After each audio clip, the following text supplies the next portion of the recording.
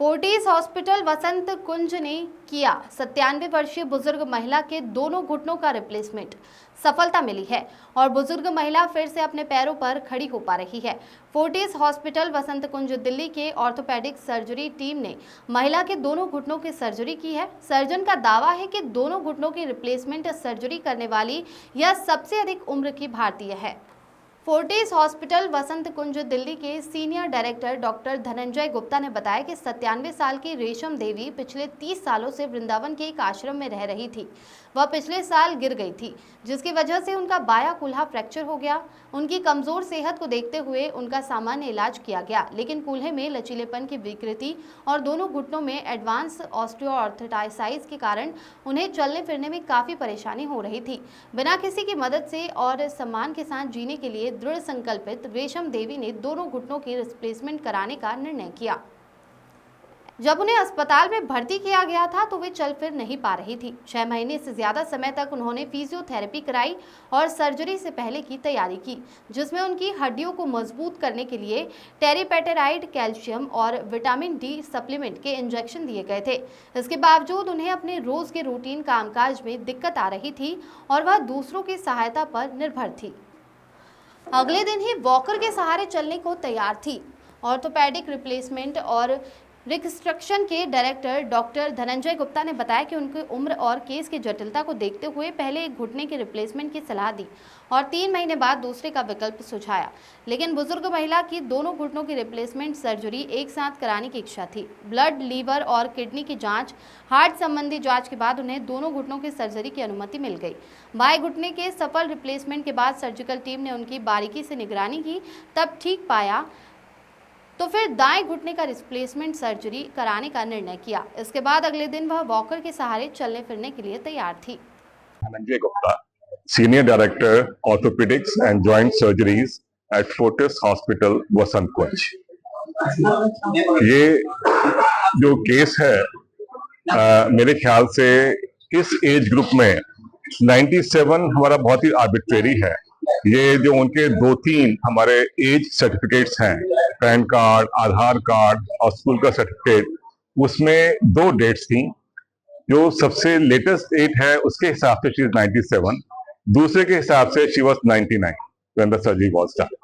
और इसका हम लोगों ने काफी सर्च किया है लिटरेचर में वर्ड का, लेकिन कहीं इस एज ग्रुप वाला कोई भी पेशेंट हम लोगों को नहीं मिला है। स्पेशली बहुत से जो केसेस हैं उसमें वो 3 महीने, 93 इयर्स, 96 इयर्स ऑफ एज, 3 महीने तक का उनका रिकॉर्ड है।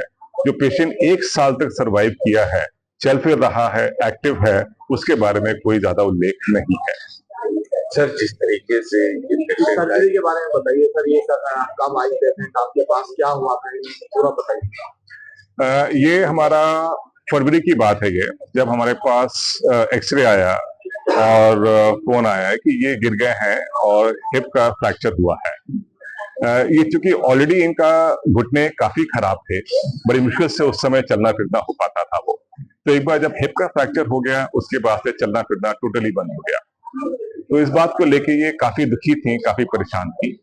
हम लोगों ने इनको सांत्वना दिया कि भाई ठीक है, 97 साल की एज में हम भी सर्जरी के बारे में अवॉइड ही करना चाहेंगे। तो हम लोगों ने इनको काफी दवाइयां दी, इंजेक्शन दिए, हड्डियों को स्ट्रॉन्ग करने के लिए, फिजियो, रिहैब हर तरीके से किया हम लोगों ने कि एटलीस्ट वो इंडिपेंडेंट हो जाए, चलना फिरना शुरू कर दें।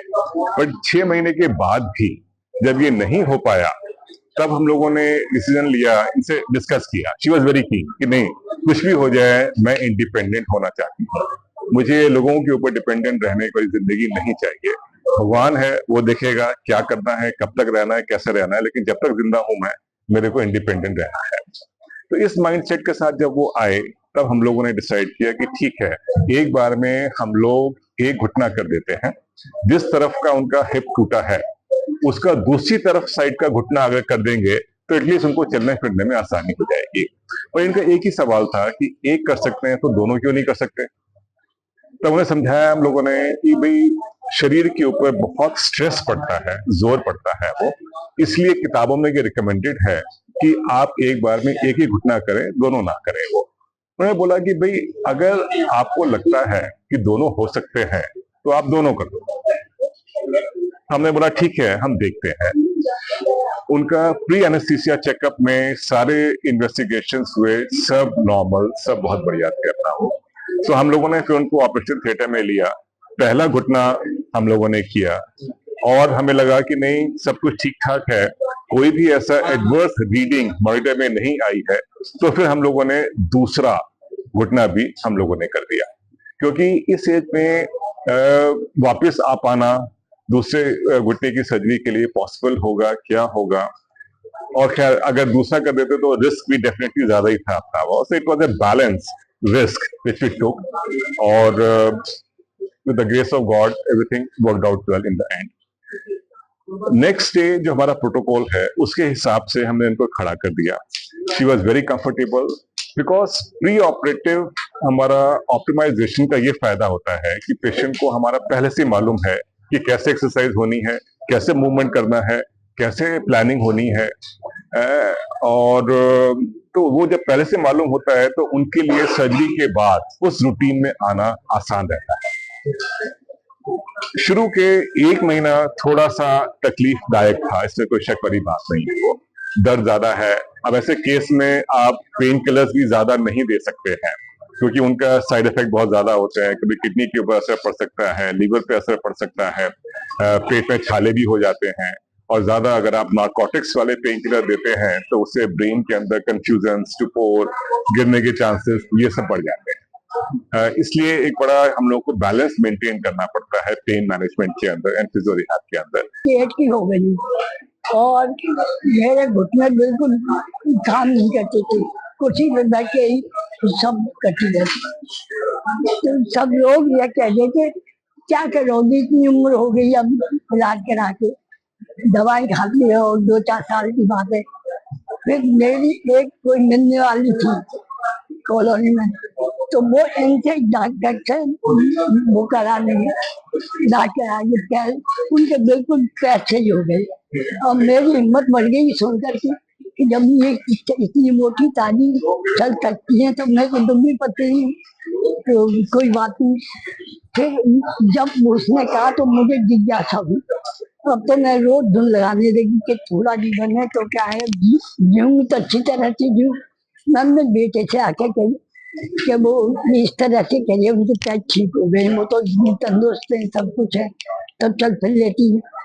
तो फिर मैं डॉक्टर साहब से मैंने फॉर्म में लाया, उनके पता दे करके फॉर्म में लाया, तो डॉक्टर साहब आप आइए तो मैं देखूंगा आपको।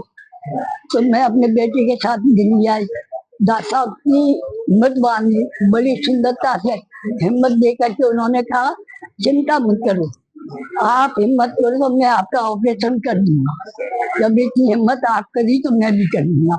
तो डॉक्टर साहब ने बहुत ऑपरेशन कर दिया।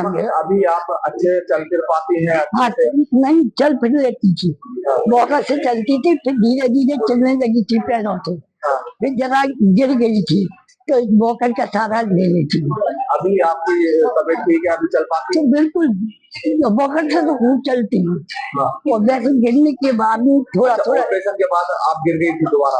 हाँ दोबारा गिर गई थी, कुछ ऐसा घोटू में कुछ लग गया तो जरा दर्द होने लगा, तो वॉकर का सहारा गिर गया, अब मैं चल गई। अभी ठीक है? हाँ बिल्कुल ठीक हूँ, ठीक क्या सब कुछ अपना कर लेती हूँ।